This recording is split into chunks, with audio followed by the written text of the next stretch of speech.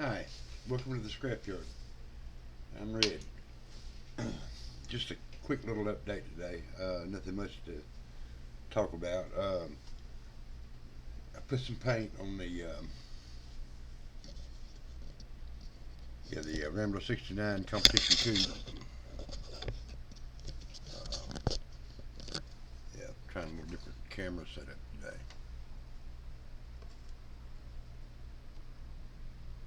That color, that color is kind of special. It's come out of this bottle,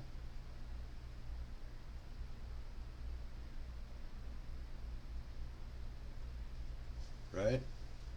And it's R15. That's it's a Roth color. I've got 12 of these bottles and only 9 labels. Labels fell off me because just stuck on mucilage, right? But yeah, it's a Roth color. This is well, I'm sorry, this is 25R. Um, it's Surfite Yellow. So there's that. Waiting for it to dry so I can put another coat on it. I think that's going to look all right. And I got the Batura T chassis together.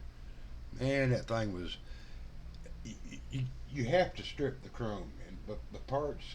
It's just like it's a typical Revell kit, man. You got all these really fine parts with heavy chrome on them, and it just don't want to go together with the chrome on there. And this, there's a lot of chrome on this, man. But I stripped it all off, and you see, I've got it in copper. That's what the chassis parts are going to be, and then I'm going to go back and detail it with some chrome and stainless steel and aluminum. But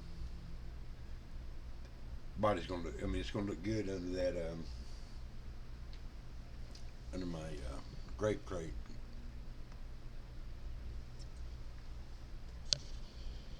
But like you can see,